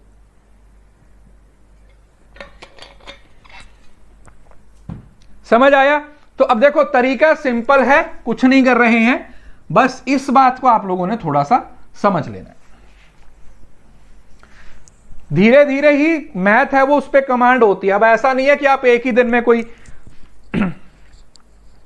बहुत एक्सपर्ट बन जाओगे। जैसे जैसे पढ़ते जाओगे, जैसे जैसे सवाल बनाते जाओगे, जैसे जैसे प्रैक्टिस करते जाओगे, वैसे वैसे धीरे धीरे चीजें अपने आप इजी लगेंगी, वैसे वैसे चीजें एकदम से दिमाग में बैठेंगी और वैसे वैसे आपकी मैथ पे कमांड होती जाएगी। लेकिन क्या प्रॉब्लम है? प्रॉब्लम यही है कि जितना आज पढ़ाया गया है उसको आज के आज रिवाइज करो, उसको आज से आज रिकॉल करो। जितना बैकलॉग होता जाएगा उतने सवाल आगे चल के बनने मुश्किल होंगे, उतने सवाल बनने आपसे एक दिक्कत क्रिएट कर सकते हैं। तो इस वजह से इसको बैकलॉग में मत छोड़ना, इसको बैकलॉग में मत छोड़ना, क्योंकि अगर आप बैकलॉग में छोड़ोगे तो फिर भाई आगे चल के तो आपको दिक्कत आएगी, बहुत परेशानी आएगी, और वो मैं नहीं चाहता कि आपको किसी तरीके की कोई परेशानी आए। ठीक है जी, चलो अब आज की क्लास का मोस्ट इंपॉर्टेंट कॉन्सेप्ट क्या है? आज की क्लास का जो सबसे इंपॉर्टेंट, मोस्ट इंपॉर्टेंट कॉन्सेप्ट है, इस पे फोकस कीजिएगा, क्योंकि ज्यादातर बच्चों को इस कॉन्सेप्ट में दिक्कत होती है जो मैं अभी पढ़ाने लगा हूं। ज्यादातर बच्चों को इस कॉन्सेप्ट में दिक्कत होती है जो मैं अभी पढ़ाने लगा हूं। बाकी कॉन्सेप्ट तो सारे बच्चे बना लेते हैं, लेकिन इस कॉन्सेप्ट में दिक्कत होती है। देखो आज के है, आज ही इस क्लास को दोबारा देख लेना, जब रिकॉर्डिंग आ जाएगी दोबारा इसको देख लेना, क्योंकि एक बार में चीजें समझ नहीं आती, कभी कभी चीजें एक बार में समझ नहीं आती। ठीक है जी, अब मोस्ट इंपॉर्टेंट कंसेप्ट क्या है वो समझना। देखो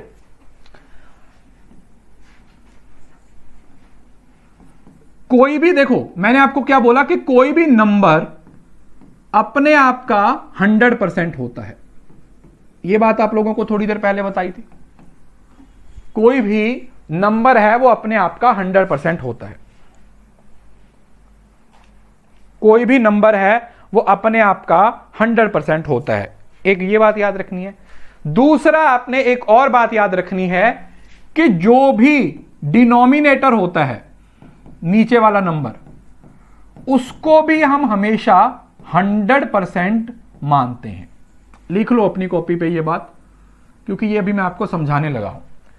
कोई भी नंबर है वो अपने आप का 100% है, और दूसरा कोई भी डिनोमिनेटर है उसको हम 100% मान लेते हैं। यस, चलो अब आते हैं हमारे कॉन्सेप्ट पे। जैसे सवाल में आपको दिया हुआ है 25%, 25% किसके बराबर होता है सर? 1/4 के बराबर होता है।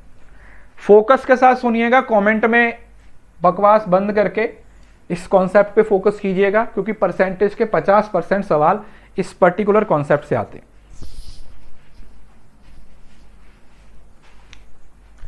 मैंने लिखा 25% का मतलब हुआ 1/4। इसका मतलब क्या हुआ? इसका मतलब हुआ कि ये जो 25% की वैल्यू है वो 1/4 की वैल्यू है। इसका मतलब हुआ कि ये जो 1 है वो इसका नीचे वाले नंबर का 25% है। इसका मतलब ये होता है। समझ आया? दोबारा सुनो, मैंने क्या बोला कि मैंने एक नंबर लिया 25%, उसकी फ्रैक्शन वैल्यू मैंने लिखी 1/4। अब इस 1/4 से आप क्या समझोगे कि जो 1 है वो 4 का 25% है। तो इसका मतलब ये जो 4 हुआ वो 100% हुआ। अरे बोलो, अगर ये जो 4 है वो 100% है तभी तो 1 उसका 25% हुआ ना। 1/4 25, 25/100 25%। तो जब भी मैं कोई परसेंटेज लिखूंगा और उसकी कोई फ्रैक्शन होगी तो इसका मतलब जो नीचे वाला नंबर है वो अपने आप का 100% होगा, और जो ऊपर लिखा हुआ नंबर है उसकी वैल्यू उसकी परसेंटेज वैल्यू के बराबर होगी। उसकी जो वैल्यू है वो उसकी परसेंटेज वैल्यू के बराबर होगी। इस बात को लॉजिकली समझ लो, क्योंकि बहुत सारे सवाल हैं। कल जो हम सवाल शुरू करेंगे तो वो इसी कॉन्सेप्ट के थ्रू निकल के आएंगे। एक और एग्जांपल लेता हूं, जैसे बोलो, देखो, अगर मैंने बोल दिया 20%, अब 20% का मतलब क्या होता है? 20% का मतलब होता है 1/5। सबको मालूम है कि सर 20% का मतलब होता है 1/5। 20% का मतलब होता है 1/5। अब इसका मतलब ये जो 1 है वो 5 का 20% है। इसका मतलब जो 5 होगा वो 100% होगा। अरे बोलो ना, समझ आ रहा है? इस बात को आप लोगों ने समझना है कि जो 20% है इसको 1/5 बोला गया है। ये जो 5 है इसको 100% मानेंगे, और उसके ऊपर की जो वैल्यू है, न्यूमरेटर है, वही उसकी परसेंटेज वैल्यू के बराबर होगी।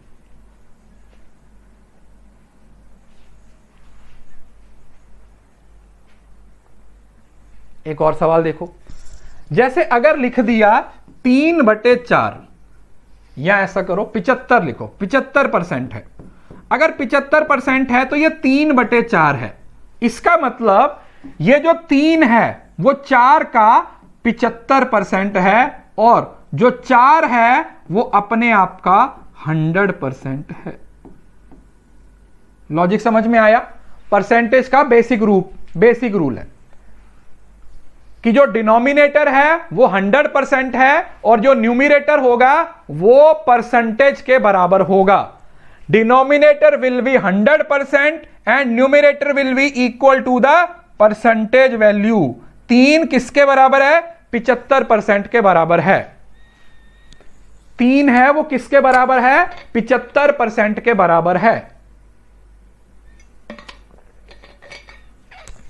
75% की वैल्यू 3/4 है। उसमें से जो 4 है उसको आप 100% मान लोगे, और जो ऊपर की वैल्यू है उसको अपनी परसेंटेज वैल्यू के बराबर मान लोगे।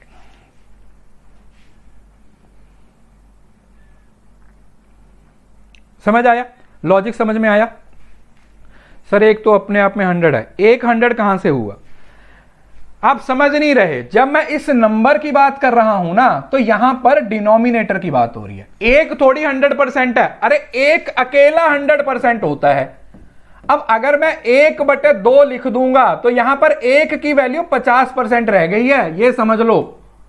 एक का मतलब 100% तब है जब वो अकेला है, लेकिन अगर वो किसी के रिस्पेक्ट में लिखा हुआ है, जैसे 1/2 क्या 100% है? नहीं, ये 50% है। 1/4 क्या 100% है? नहीं, 25% है। हां, अगर अकेला एक है तो वो 100% है।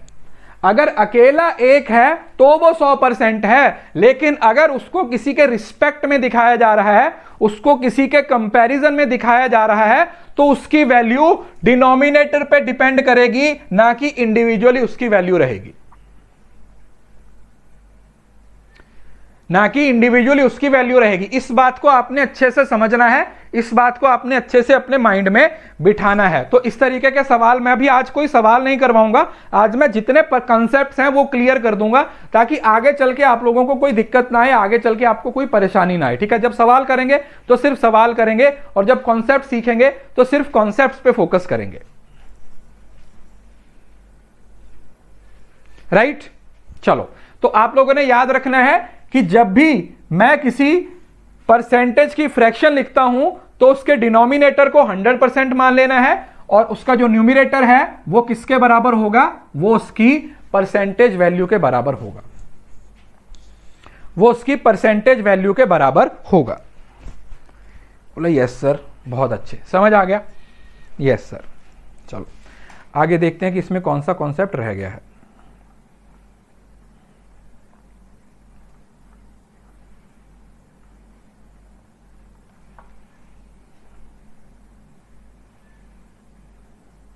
अच्छा, आगे देखो, इसी के अंदर एक बहुत इंपॉर्टेंट कॉन्सेप्ट है परसेंटेज का ही कॉन्सेप्ट नेक्स्ट।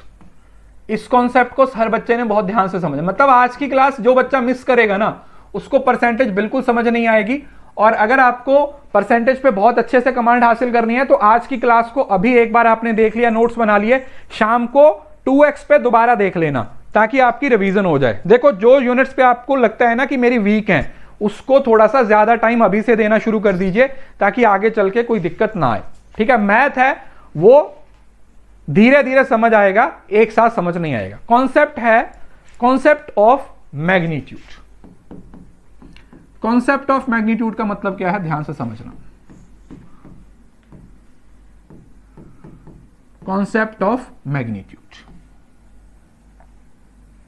मैग्नीट्यूड ध्यान से समझना। कॉन्सेप्ट ऑफ मैग्नीट्यूड क्या बताता है, कॉन्सेप्ट ऑफ मैग्नीट्यूड ये बताता है कि अगर आप लेफ्ट हैंड साइड को राइट हैंड साइड के बराबर रखो तो आप जैसे मर्जी नंबर्स के साथ खेल सकते हो, लेकिन ओवरऑल रिजल्ट है वो सेम होना चाहिए। मुझे पता है किसी को समझ नहीं आया, यहां पे देखो, आपने मुझे यह बताना है कि x percentage of y and y percentage of x, इन दोनों के बीच में क्या रिलेशन है, ये बराबर है, x y का बड़ा है या y x का बड़ा है। आपने मुझे ये रिलेशन बताना है।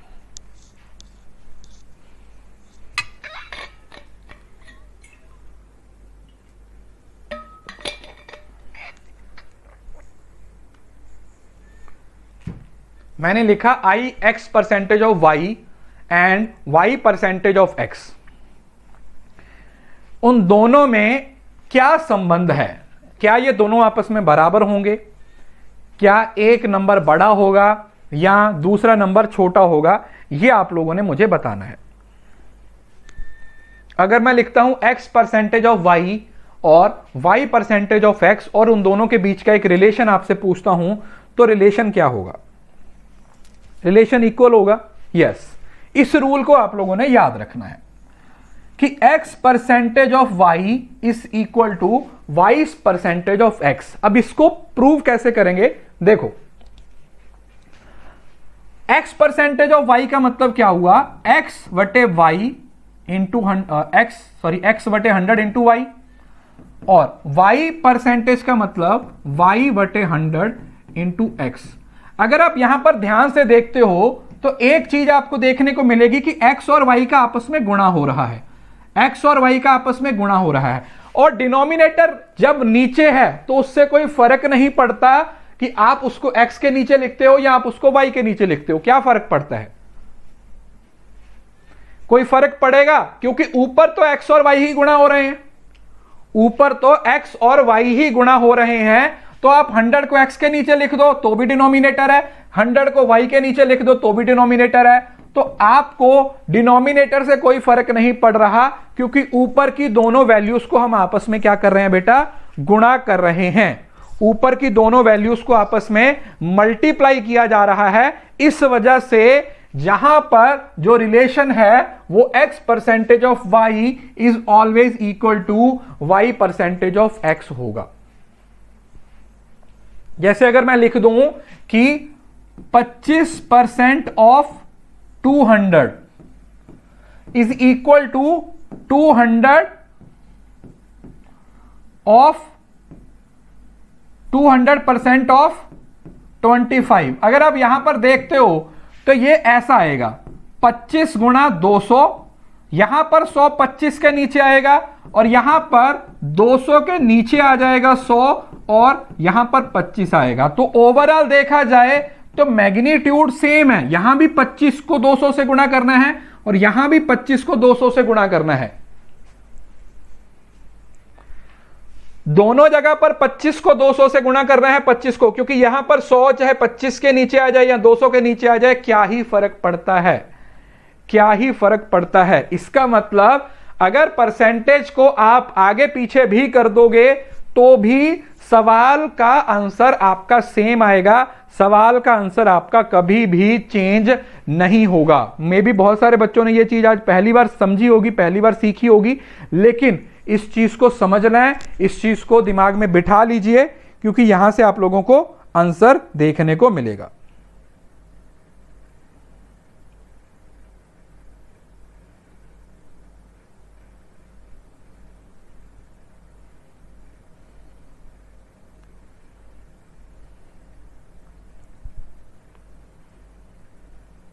अब ये तो डायरेक्ट आ गया, ये तो डायरेक्ट आ गया कि आप परसेंटेज को चाहे पहले नंबर के साथ लगा दो चाहे दूसरे नंबर के साथ लगा दो, लेकिन मैंने आपको यहां पर समझाया है कि ये जो मैग्नीट्यूड है वो सेम होना चाहिए। कैसे? देखो, सुनो, ध्यान से सुनो।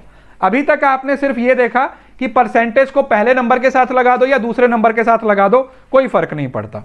परसेंटेज को पहले नंबर के साथ लगा दो, दूसरे नंबर के साथ लगा दो, कोई फर्क नहीं पड़ रहा। लेकिन फर्क कहां पर पड़ेगा और कब नहीं पड़ेगा वो समझना।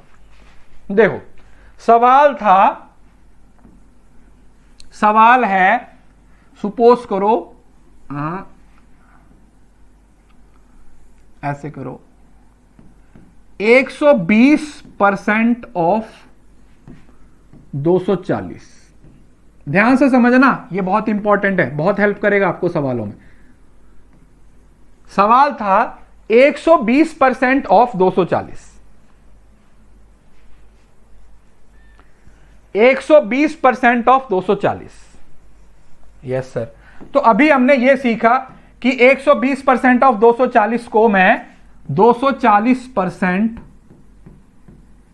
ऑफ 120 भी लिख सकता हूं। यह तो अभी हम सीख के आए हैं, यह तो अभी हम सीख के आए हैं, तो मुझे नहीं लगता कि इसमें कोई दिक्कत होगी।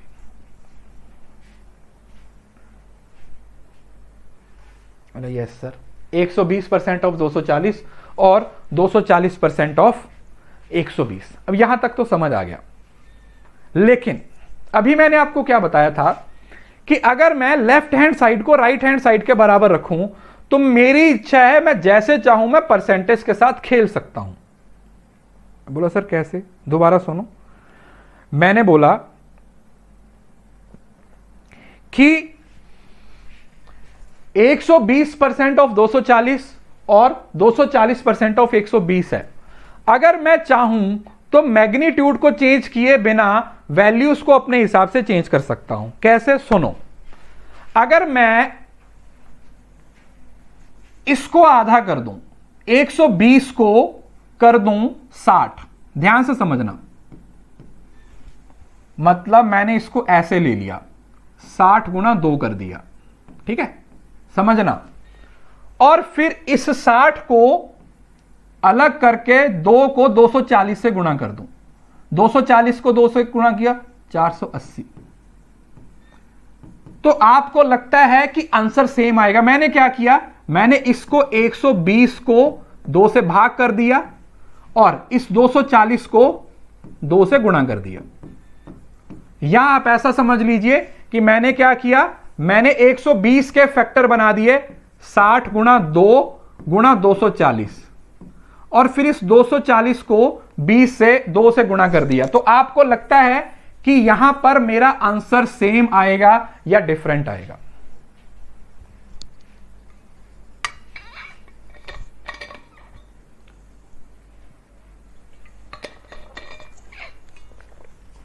क्या यहां पर मेरा आंसर सेम आएगा या मेरा आंसर डिफरेंट आएगा? बताइए, क्या इस तरीके से मेरा आंसर सेम आएगा या डिफरेंट आएगा? क्या मैं ऐसा कर सकता हूं? अब बोलो सर सेम आंसर आएगा। बिल्कुल। चलो और देखते हैं। अब अगर इस 60 को मैं फिर से आधा कर दूं, इस 60 को मैं 30% कर दूं और इस 480 को डबल कर दूं, 960 कर दूं, तो क्या मेरा आंसर सेम आएगा या मेरा आंसर डबल चेंज हो जाएगा? बोलो सर सेम आएगा, आंसर सेम आएगा। क्यों? क्योंकि मैं यहां पर इस टोटल की जो मल्टीप्लिकेशन है उसको चेंज नहीं कर रहा। अगर इन दोनों नंबर्स को गुणा करेंगे ना, इन दोनों नंबर्स को गुणा करेंगे ना, तो आंसर इसके बराबर ही आएगा। लेकिन मैंने क्या कर दिया, मैंने अपने हिसाब से वैल्यूज को चेंज करना शुरू कर दिया। किसी को इस बात में कोई दिक्कत? अच्छा, अगर मैं और इसको नीचे ले जाऊं, इसको 15% कर दूं और इसको 2 से गुणा कर दूं, 0, 6 दूनी 12, असल 1, 9 दूनी 18 और 1 19, 1920। क्या अभी भी आंसर मेरा सेम आएगा? क्या मेरा आंसर अभी भी सेम आएगा?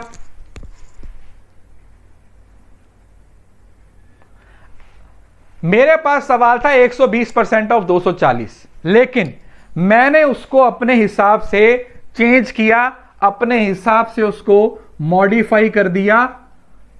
सिर्फ मेरे को जब सब देखो, ये जगह हर जगह पे इस्तेमाल नहीं होगा, ये वहां पर इस्तेमाल होगा डेटा इंटरप्रिटेशन में बहुत सारी कैलकुलेशन करने के लिए। लेकिन आपको रूल मालूम होना चाहिए, क्योंकि अगर रूल पता है तभी अप्लाई कर पाओगे ना। अगर रूल ही नहीं पता तो अप्लाई नहीं कर पाओगे, ये समझ लो। अगर आपको रूल मालूम है तो अप्लाई हो जाएगा, लेकिन अगर रूल मालूम नहीं है तो अप्लाई नहीं होगा। अगर आप यहां पर ध्यान से देख रहे हो तो ये डिवाइडेड 2 हो रहा है, ये डिवाइडेड 2 हो रहा है, और ये गुणा 2 हो रहा है, और ये गुणा 2 हो रहा है। तो आंसर मेरा सेम होगा, क्योंकि एक साइड टोटल है वो बराबर रह रहा है, बराबर रह रहा है, टोटल में कोई फर्क नहीं आ रहा, आंसर सेम रहेगा। चलो अब इस पे अप्लाई करके देखते हैं। अब हमने पहले इसको बढ़ाया था, 120 को बढ़ाया था, अब इसको चेंज करके देखते हैं। 240 को मैं 480% लिख सकता हूं, यस, ऑफ, तो इस 120 को क्या कर दूंगा मैं, 60 लिख दूंगा। देख रहे हो, यहां पर 60% 480 था, यहां पर 480% 60 हो गया।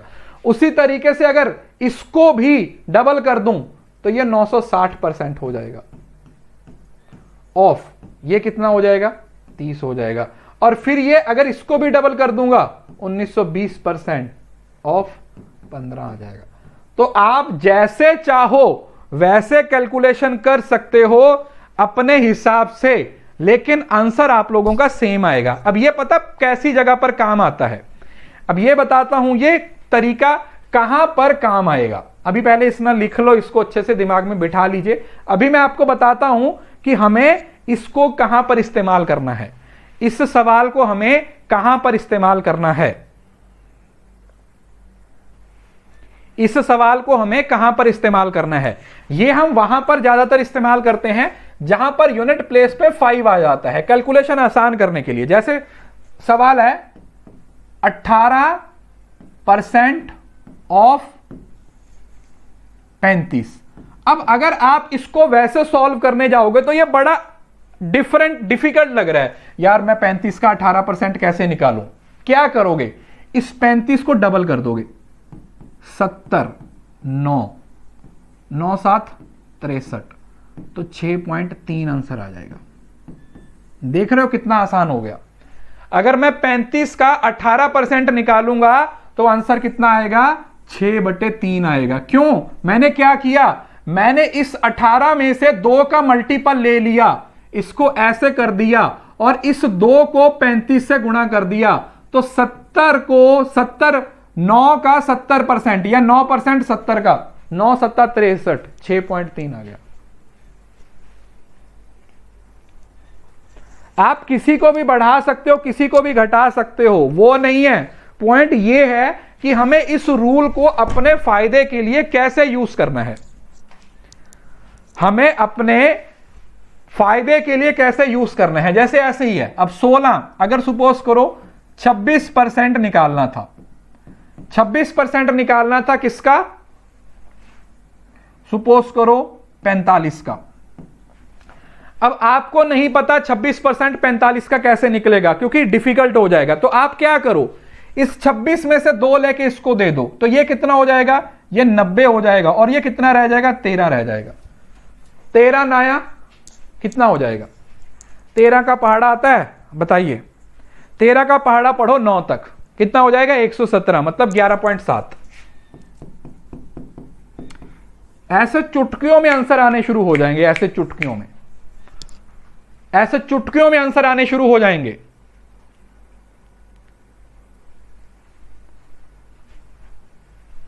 अगर आप इस तरीके को यूज करते हो, लेकिन उसके लिए कोशिश करो कि मल्टीपल देखो। अगर 5 आ रहा है, देखो 5 को 2 से गुणा करेंगे तो 10 बन जाएगा। जहां पर 0 आती है ना, वहां पर कैलकुलेशन आसान हो जाती है। तो कोशिश करो ऐसे नंबर से गुणा करो जहां पर मल्टीपल 5 हो। अगर 5 का मल्टीपल है तो वहां पर आंसर निकालना आसान होता है, वहां पर जो कैलकुलेशन करनी होती है वो आसान हो जाती है। इस तरीके को यूज करके, इस मेथड को यूज करके आप कैलकुलेशन परसेंटेज के साथ जैसे चाहो वैसे खेल सकते हो। आप जैसे चाहो परसेंटेज के साथ वैसे खेल सकते हो, लेकिन उसके लिए जरूरी क्या है, उसके लिए जरूरी यही है कि आपको मालूम होना चाहिए कि परसेंटेज के रूल क्या हैं। A percentage of B is always equal to B percentage of A. A percentage of B is always equal to B percentage of A. इस रूल को याद रखिए।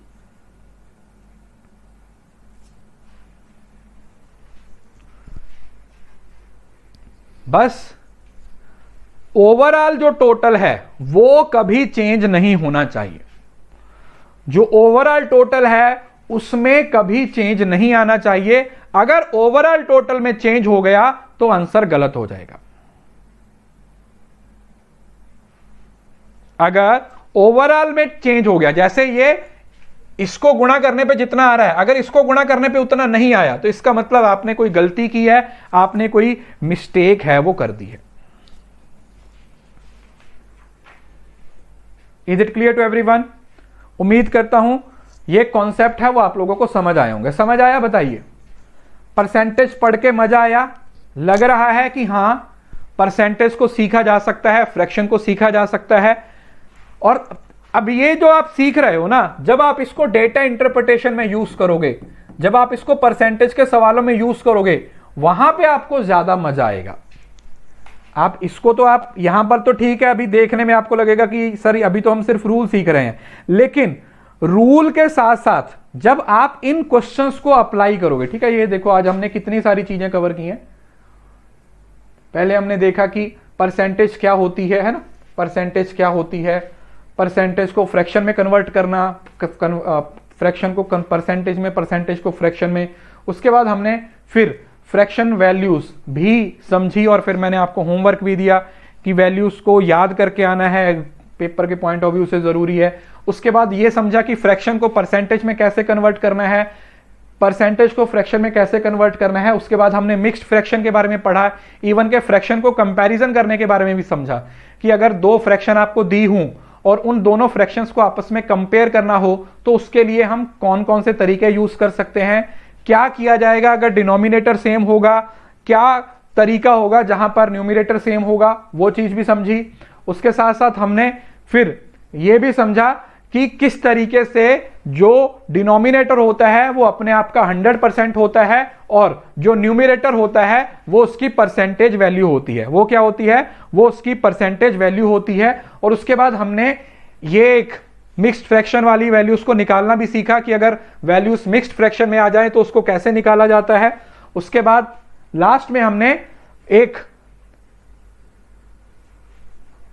और कंसेप्ट सीखा जिसको बोलते हैं कॉन्सेप्ट ऑफ मैग्नीट्यूड, जिसके अंदर आप ये बोल सकते हो कि x percentage of y is equal to y percentage of x, कि x परसेंटेज ऑफ y है वो किसके बराबर होगा, y परसेंटेज ऑफ x के बराबर होता है, और उसकी कैलकुलेशन आप किस तरीके से कर सकते हो। ठीक है जी, तो ये हमने पहली क्लास थी। आई होप कि आपको मजा आया होगा।